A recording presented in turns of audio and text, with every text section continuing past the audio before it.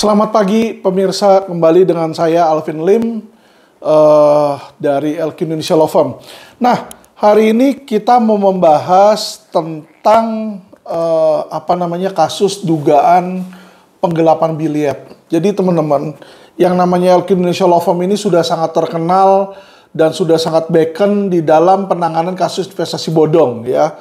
Jadi ini lawan-lawan ini, kompetitor kami itu sedang mencari cara-cara yang buruk, cara-cara kotor lah istilahnya untuk menjatuhkan kami, teman-teman ya. Jadi digunakanlah 3 orang mantan klien kami, teman-teman ya. 3 orang mantan klien itu dipergunakan untuk mereka membuat laporan polisi, teman-teman ya. Orang tersebut adalah Tan Andi, terus kedua adalah Jong Wipin, ketiga adalah Glenn ini ya, Glenn Sukri, teman-teman.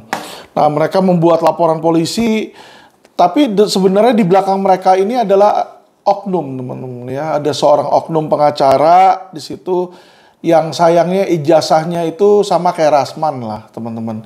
Tidak terdaftar dikti, jadi istilahnya ijazahnya tuh bodong, teman-teman ya.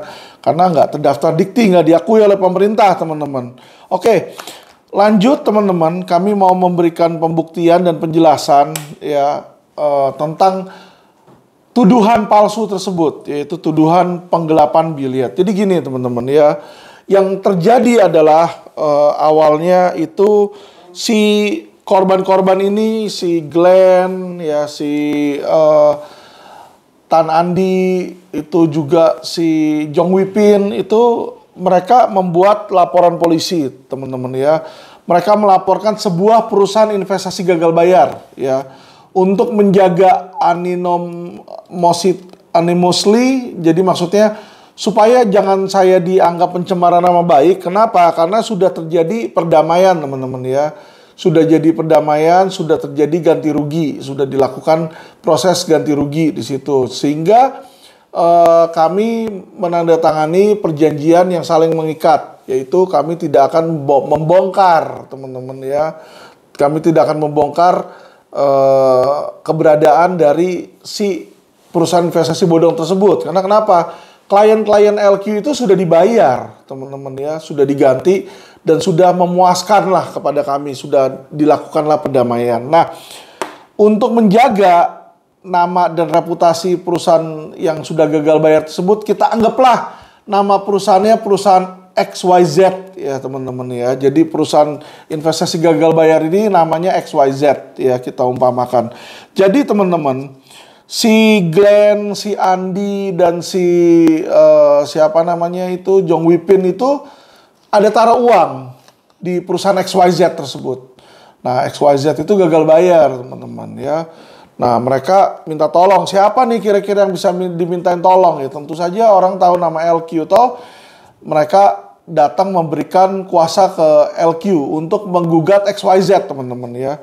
Jadi yang kami lakukan adalah dari LQ nih, kami ada tanda bukti lapor. Kami melaporkan ke pihak kepolisian di situ. Ya, kami melaporkan ke pihak kepolisian, si perusahaan XYZ itu kami laporkan di sana ya. Ketika kami laporkan, dugaannya penipuan, penggelapan, teman-teman ya, dan pencucian uang. Nah, setelah dilaporkan, kasusnya naik, teman-teman ya, diproses oleh kepolisian. Nah, biasanya yang terjadi ini ketika diproses, si perusahaan XYZ-nya itu dia kendor, teman-teman. Dia kendor, dia merasa mundur lah. Mereka mikir, wah daripada saya lawan LQ ini kan, dan juga berurusan dengan proses hukum, dengan kepolisian, nanti bisa masuk ke persidangan dan lain-lain. Dia pikir udahlah, dicobalah cari jalan damai, teman-teman ya. Kebetulan salah satu lawyernya si perusahaan XYZ tersebut ya, saya kenal lawyer tersebut. Nah, akhirnya lawyer itu berhubungan dengan saya. Nah, si Jong Wipin dan si Glenn ini, teman-teman ya, awalnya ini bukan klien dari LQ, teman-teman, tapi mereka adalah klien dari firma hukum, dari firma rumah keadilan, teman-teman ya. Jadi mereka ini memberikan kuasanya sebenarnya ke firma hukum rumah keadilan. Sehingga rumah keadilan itu melaporkan juga ke pihak kepolisian ya, mewakili 2 orang tersebut. Nah, ketika mereka melaporkan, mereka melihat tahu nih si orang yang punya rumah keadilan sama yang punya Master Trust Law Firm tahu bahwa LQ ini punya koneksi dan mau dibayar, teman-teman ya. Mau dilakukan berupa pembayaran ganti rugi itu dengan aset settlement, teman-teman ya. Jadi ditukarlah dengan sebidang tanah ya di daerah Bekasi di sana. Nah, mereka melihat si rumah keadilan ini melihat, "Wih, saya juga mau dong," gitu kan. Nah, yang dilakukan adalah dia minta tolong kepada LQ. Diberikanlah, jadi klien-kliennya si rumah keadilan ini, ya, klien-klien rumah keadilan ini memberikan kuasa ke LQ nih. Ya, karena kenapa, teman-teman ya? LQ itulah yang punya nama, teman-teman. Rumah keadilan ini nggak punya nama, nggak ada yang tahu. Nggak ada yang tahu, sebelumnya kiprah mereka nggak ada yang tahu. Master Trust apalagi. Nggak ada yang tahu, teman-teman, nggak ada yang kenal ya. Kalau LQ itu sudah terkenal dalam penanganan investasi bodong.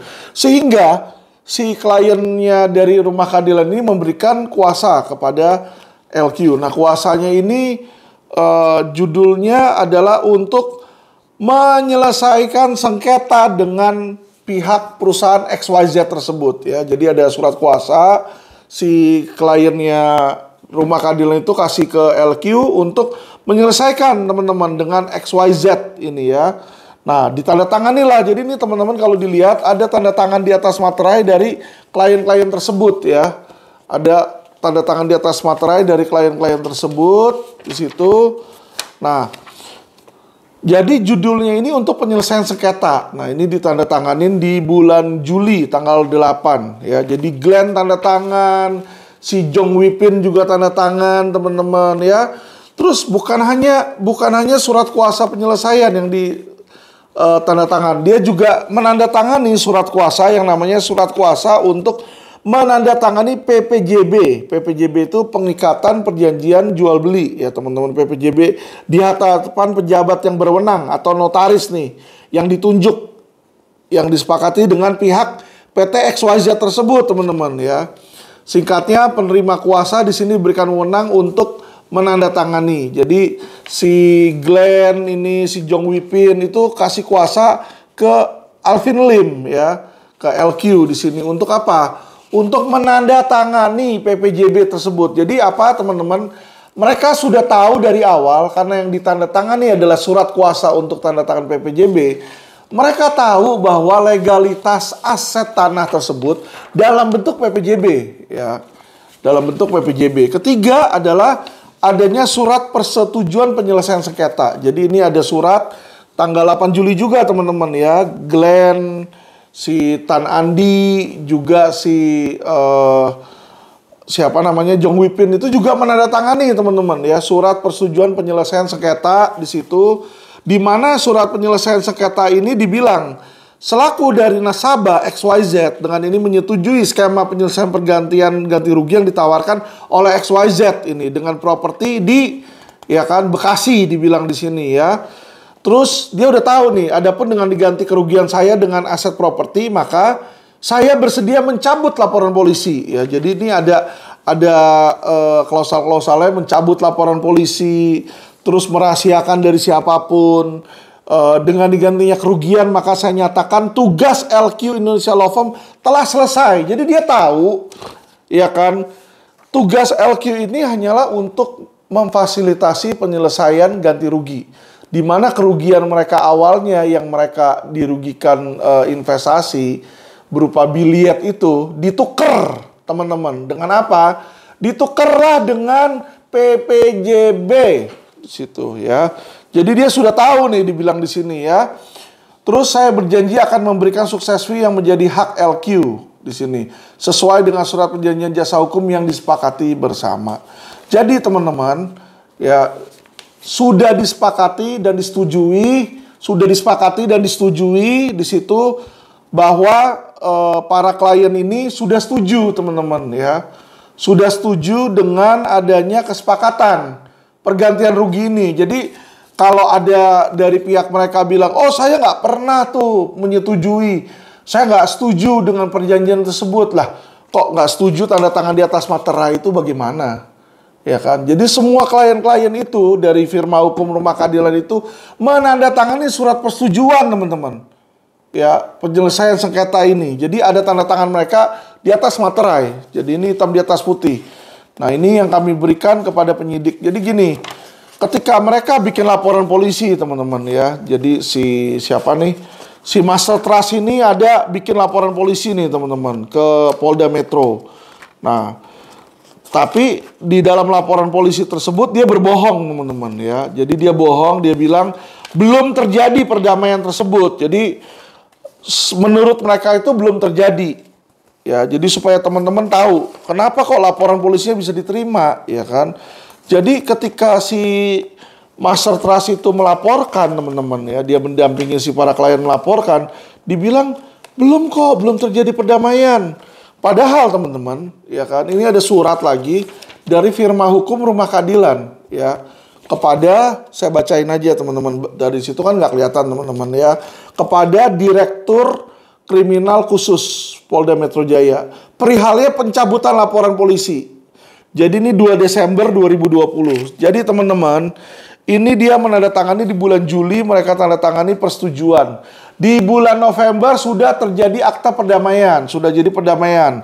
Ada akta nomor 4 dan akta nomor 5 antara perusahaan XYZ dan para klien itu, 75 klien itu sudah terjadi yang namanya perdamaian.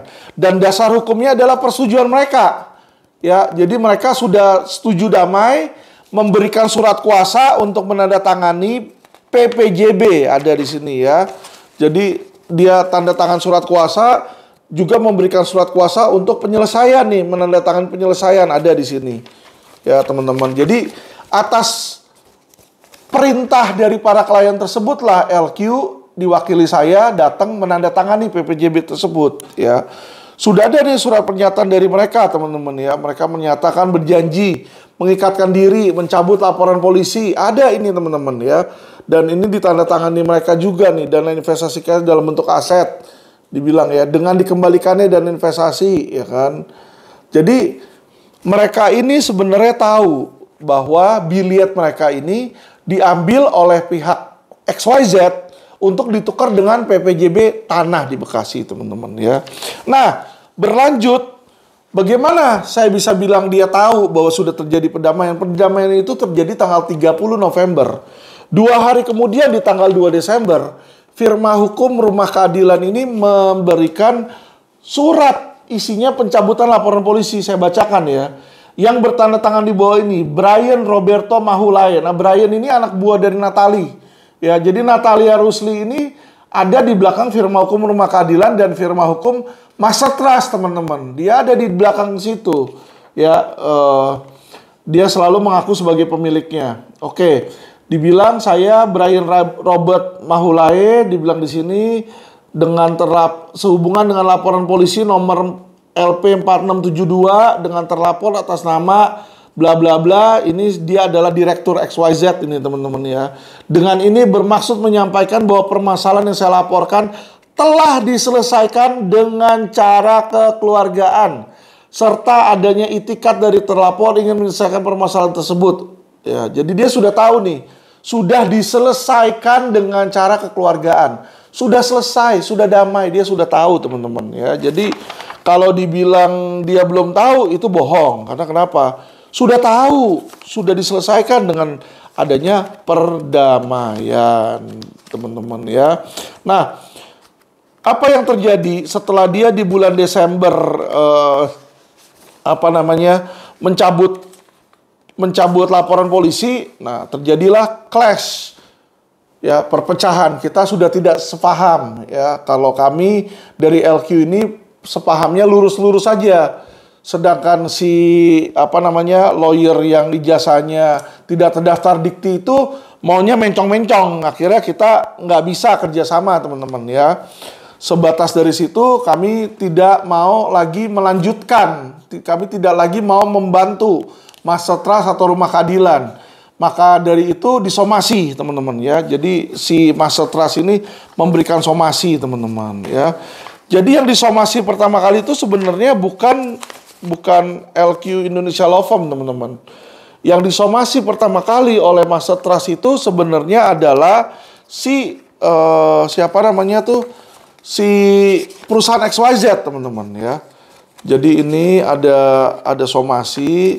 Nah ini somasi terakhir dari Master Trust Law Firm nih ya, mensomasi kepada yang terhormat pimpinan perusahaan XYZ, dibilang di sini bahwa dengan kami telah 2 kali mengirimkan surat perihal permintaan realisasi perdamaian.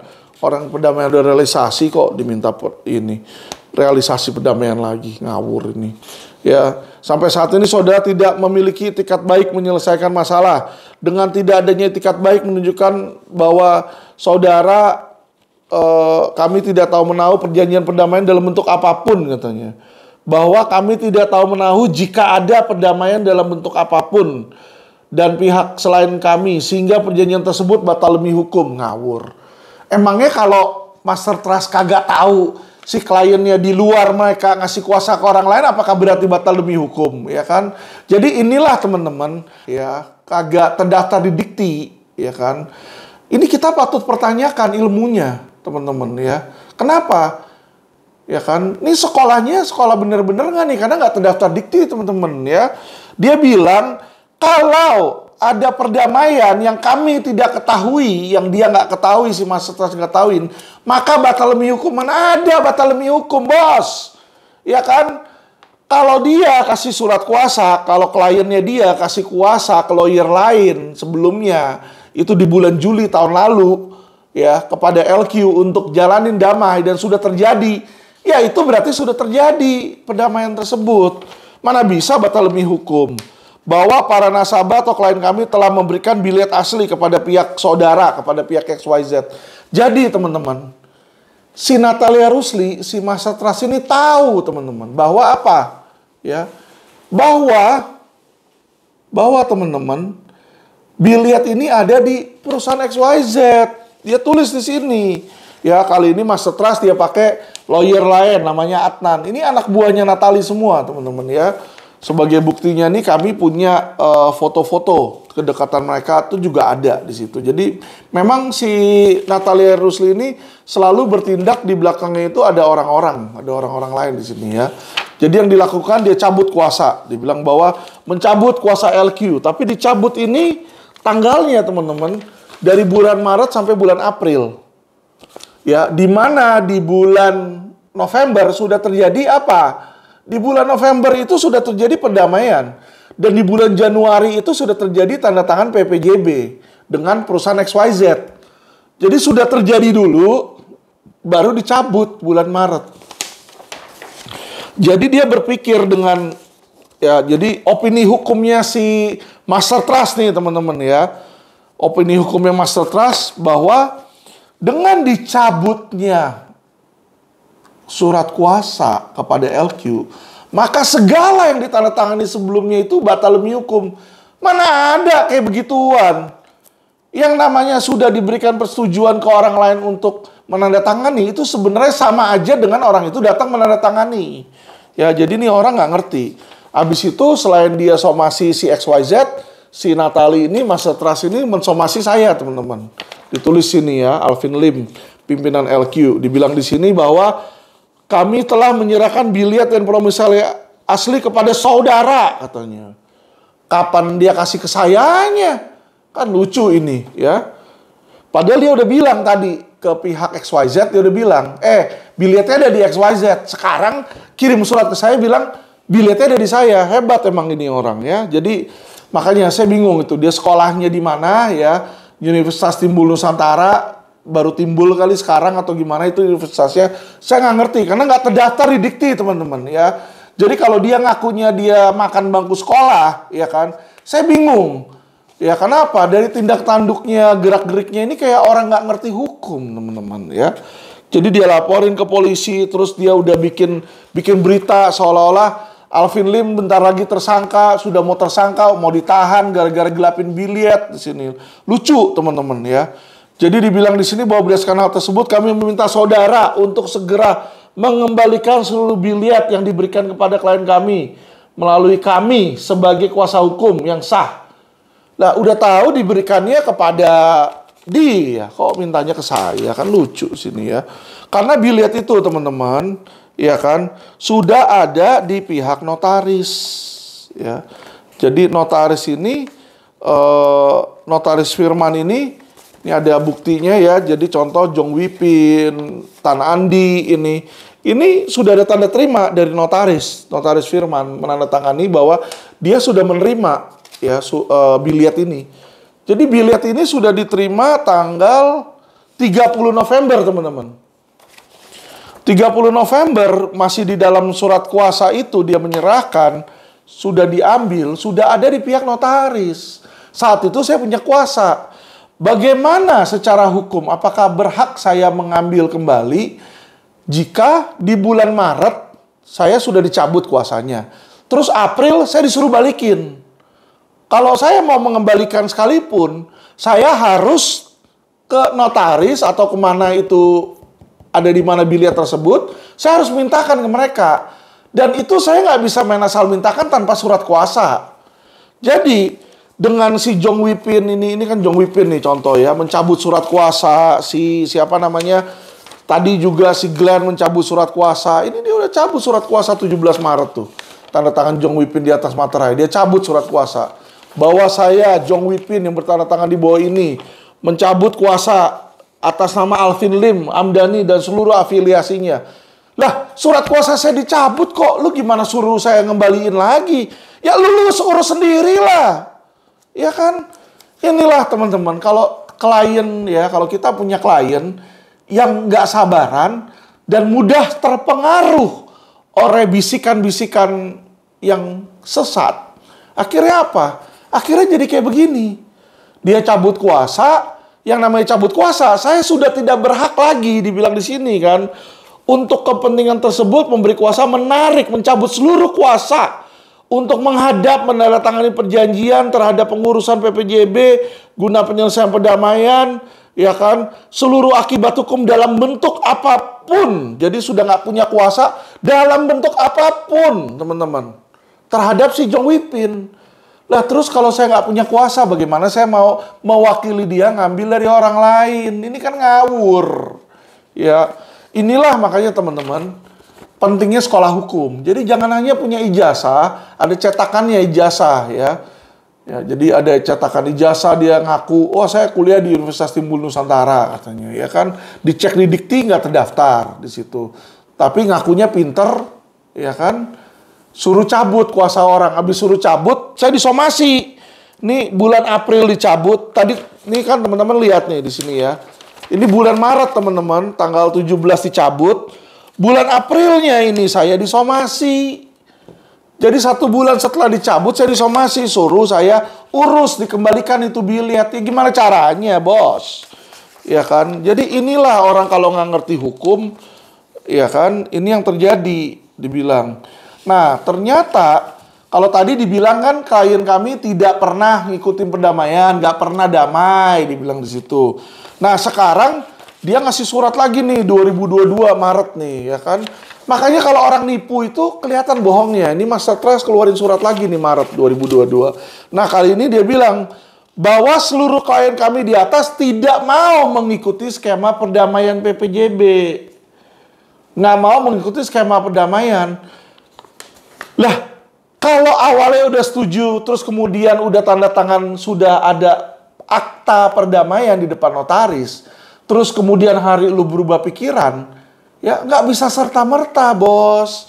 Ada hukumnya itu di keperdataan. Harus diajukan pembatalan perdamaian. Jadi dia harusnya ajuin nih pembatalan perdamaian. Di mana? Di pengadilan negeri. Batalin dong seharusnya.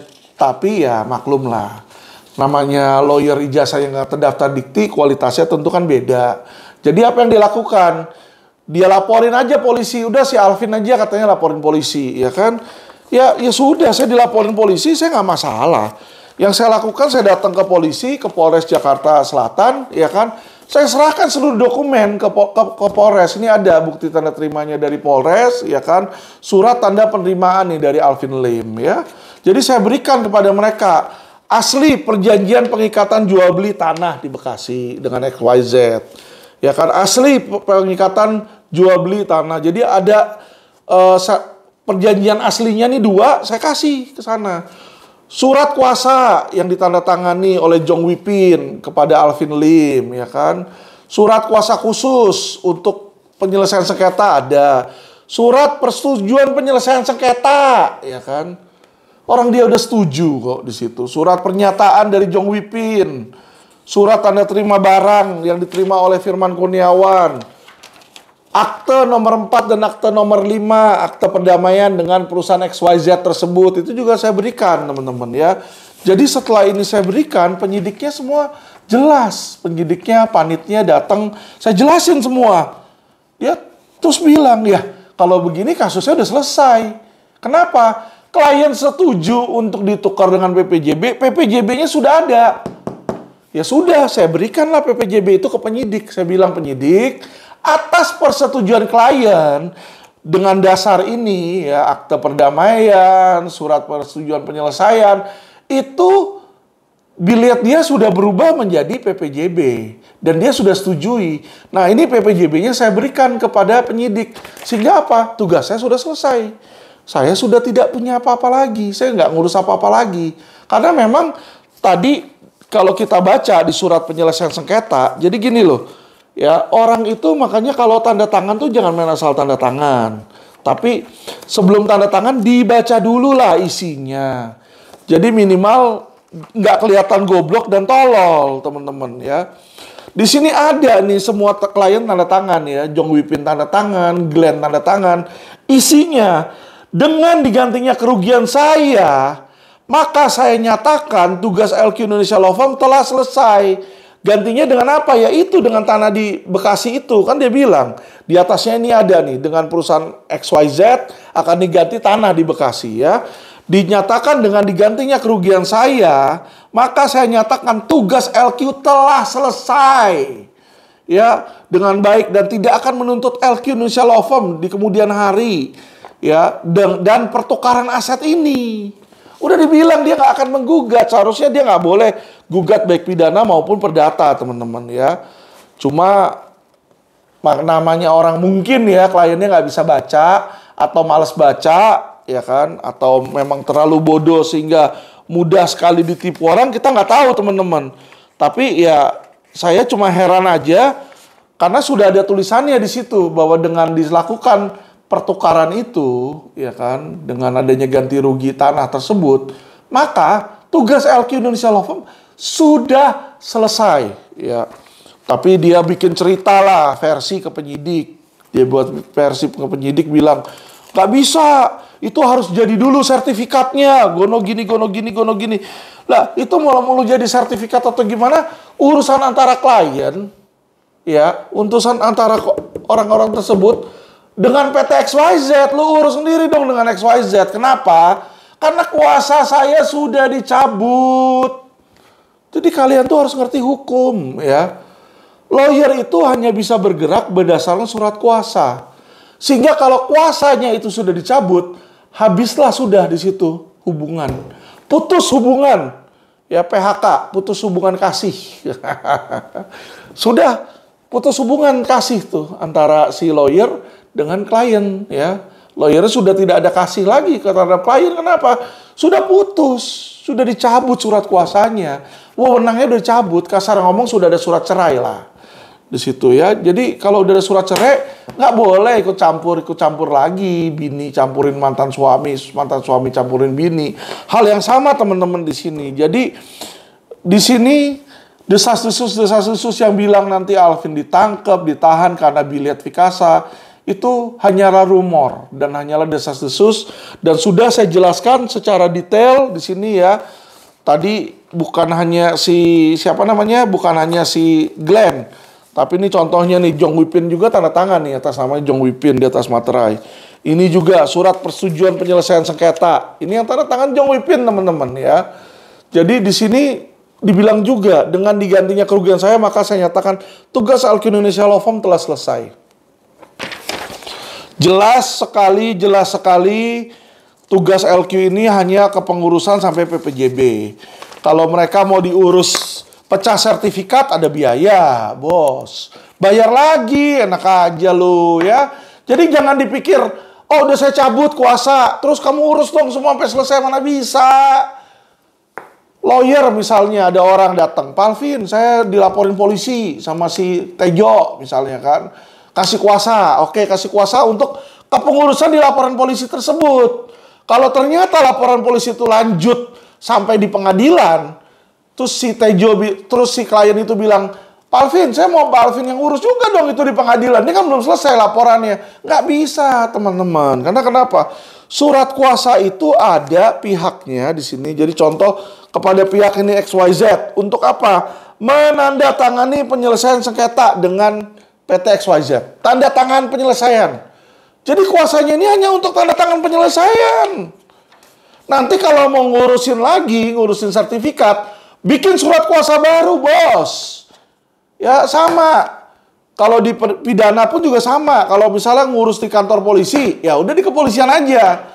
Kalau nanti ternyata limpah ke kejaksaan, minta diurus di kejaksaan, harus ada surat kuasa baru untuk kejaksaan. Kalau sampai ke pengadilan di PN, misalnya pengadilan negeri, bikin surat kuasa baru lagi untuk pengadilan negeri. Kalau ternyata nanti dilakukan banding, baik jaksa yang banding ataupun si terdakwa yang banding, harus dikasih lagi surat kuasa untuk pengurusan banding di pengadilan tinggi, ya. Jadi ini yang orang-orang kagak ngerti, klien-klien nggak ngerti, dengan serta-merta dengan mudahnya dia mencabut surat kuasa, ya, sehingga segala sebab dan akibatnya, untung dan ruginya selesai demi hukum di situ. Jadi nggak bisa setelah dicabut terus minta pertanggungjawaban sama LQ. Ya LQ, mana dong PPJB-nya ono ini? Lalu cabut kok. Abis itu kamu bilang kagak mau ikut perdamaian. Terserah. Lu nggak mau ikut perdamaian, lu yang rugi di situ. Kenapa? Karena yang prestasi itu berarti kamu yang salah. Ya. Jadi ginilah teman-teman ya, nasibnya kalau klien ya kan terlalu mudah dibohongi sama oknum lawyer, teman-teman ya. Kalau oknum lawyernya pinter sekelas Hotman Paris, sekelas Hotma, si Tompul, oke lah. Kalau pinter itu oke lah. Lah ini oknum lawyer yang bohong ini aja ijazahnya aja nggak kedaftar dikti, teman-teman ya. Bisa ngebohongin. Ya, bisa ngebohongin klien yang pinter nih, yang punya uang miliaran. Jadi saya kadang-kadang heran di situ ya. Tujuannya apa? Untuk jelekin LQ. Saya kasih tahu ya, si perusahaan XYZ ini kalau dilihat, ini kemarin terjerat hukum di Pekanbaru. Dia kena vonis 14 tahun. Itu LP1. Dia ada beberapa laporan polisi. Banyak yang laporin dia di sini ya.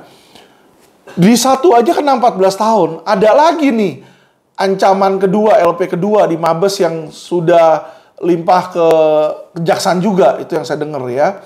Itu ancamannya malah 20 tahun. Jadi gini loh, ya kalian para korban-korban investasi bodong. Saya tahu kalian sudah rugi. Saya tahu kalian sudah rugi.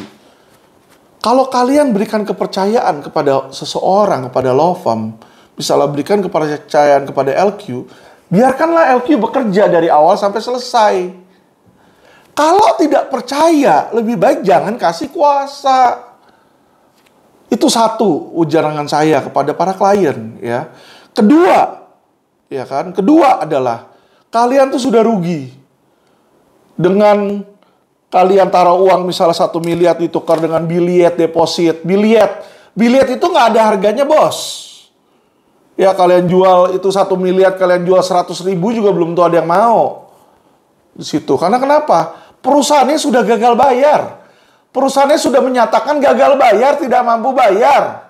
Apa yang kurang jelas dari situ? Sehingga kita harus tahu dan sadar diri. Kita ini di posisi yang lemah.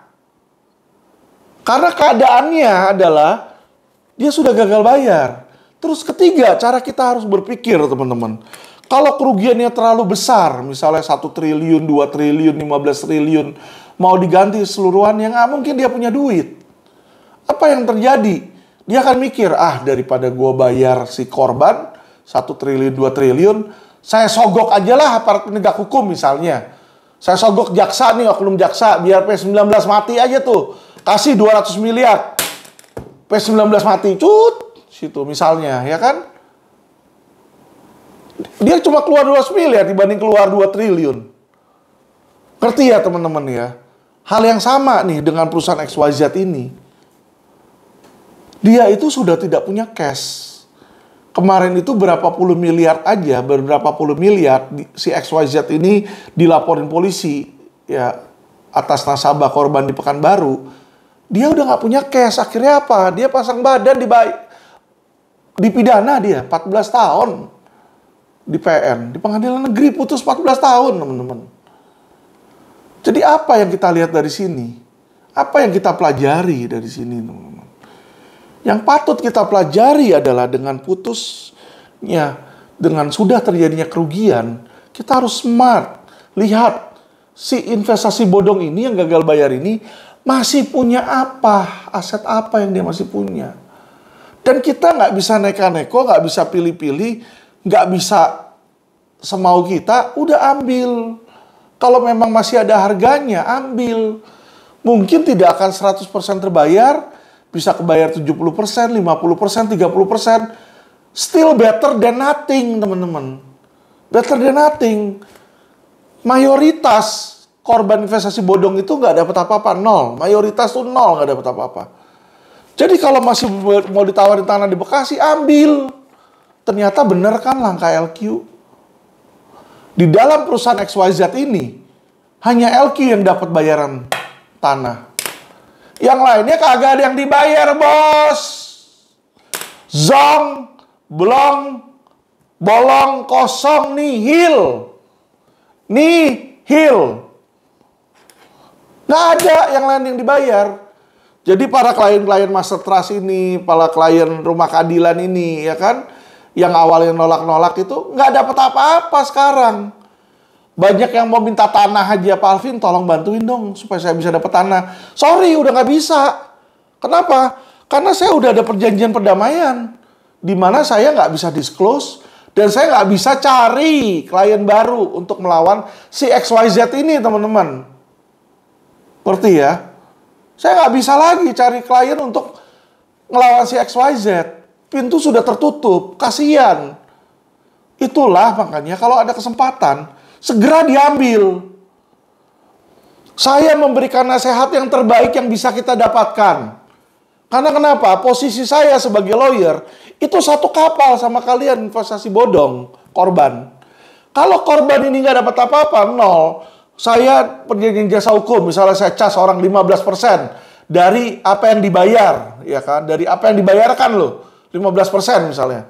Kalau yang dibayarin 0, 15% dari 0 ya 0. Ngerti ya? Jadi in my best interest untuk berusaha fight, ya kan, aset terbesar terbaik untuk kalian. Percayalah. Kalau saya udah ambil itu yang terbaik yang kita bisa dapatin.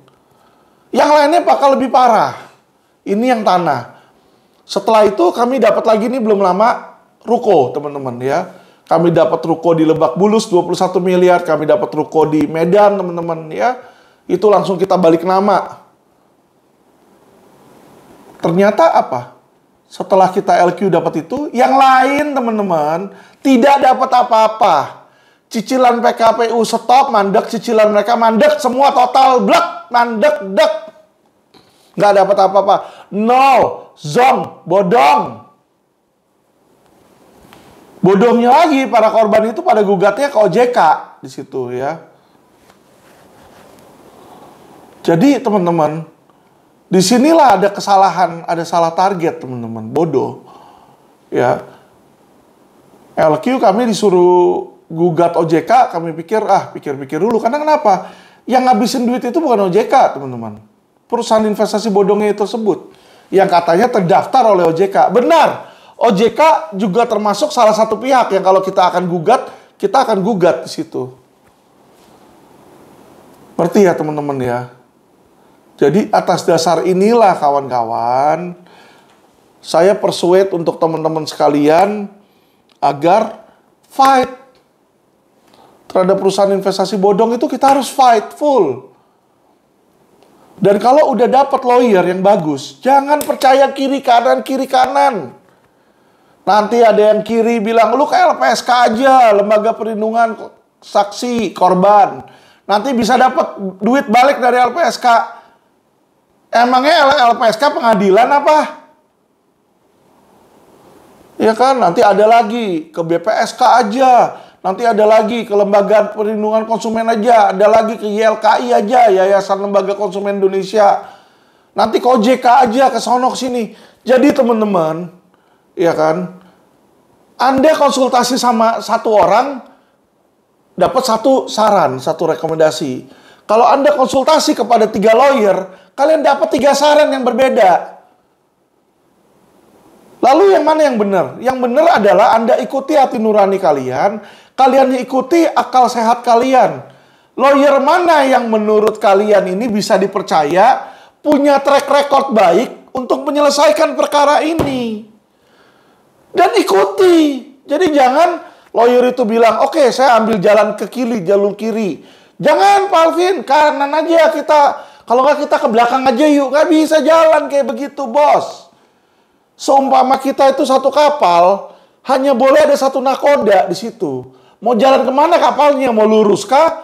Mau ke kanan kah? Mau ke kiri kah? Kalau ada yang mau lurus, ada yang kiri, ada yang mau kanan, nggak akan jalan-jalan itu kapal. Ngerti ya? Percayakan udah kepada lawyer yang menurut kalian punya integritas dan track record yang baik. Karena mereka satu kapal dengan Anda. Mereka juga pasti mau uang Anda dikembalikan. Itu loh. Ya, jadi dengan melaporkan lawyer, dengan melaporkan LQ ke kepolisian apa, itu gak ada gunanya buat kalian. Yang ada apa? Kalian hanya dibodoh-bodohi. Sudah bayar sukses fee ke LQ, kalian di situ harus bayar lagi ke lawyer ini, bikin lagi laporan polisi, keluar duit lagi, keluar biaya lagi, ya keluar tenaga lagi ke sono. Ya kan kalian harus di BAP ya, soalnya kepolisian kan. Keluar tenaga nggak untuk di BAP? Keluar waktu nggak untuk di BAP? Keluar toh. Kalian dipanggil polisi untuk diperiksa. Keluar biaya nggak? Untuk ongkos bensin keluar nggak? Parkir apa segala keluar nggak? Makan. Ya. Ujung-ujungnya kalian nggak dapat itu tanah malah. Zong. Zero. Pikirlah pakai akal sehat. Ya, sekali lagi saya bilang, kalau yang bodohi kalian, yang membodohi kalian, itu orang super jenius pinter, masih oke lah, masih cengli lah, masih wajar lah. Karena kenapa? Yang bohongin kalian orang pinter, wajar. Tapi kalau yang bodohin kalian, orang yang ijazahnya tidak terdaftar, yang nggak ngerti hukum, malu kalian diketawain. Masa udah kasih surat persetujuan, udah setuju, bilang nggak setuju. Udah kasih surat persetujuan, habis itu sudah tanda tangan perdamaian. Udah ada aktenya di depan notaris, tanda tangan. Ya, terus kemudian bilang nggak setuju dengan situ.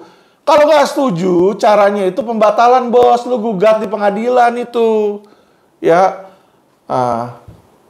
bukan, caranya itu bukan dengan lapor polisi si lawyer. Itu kalian malah dibenturin. Jadi kalian tuh diperalat. Tujuannya apa? Karena ya lawyer ini, ya kan, lawyer yang ijazahnya bodong itu, ijazahnya nggak terdaftar dikti itu, ya, itu ada dendam, ada sakit hati sama saya di situ. Jadi kalian ini hanyalah dipakai, ya, korban-korban klien ini hanya dipakai sebagai pion untuk serang saya. Ya, itu yang terjadi. Saya sih jujur aja nggak kesel, nggak sakit hati sama korban-korban klien tersebut. Yang ada saya cuma berasa miris, kasihan sebenarnya. Mereka itu gimana ya, ibaratnya tuh tolol gitu loh. Ya, udah jadi korban, ya, dia taruh duit di tempat yang salah. Itu kan berarti secara keuangan dia tolol. Secara keuangan, ya. Karena kenapa? Dia bisa hilang duit kan berarti kan pemikiran dia ini salah. Ya toh.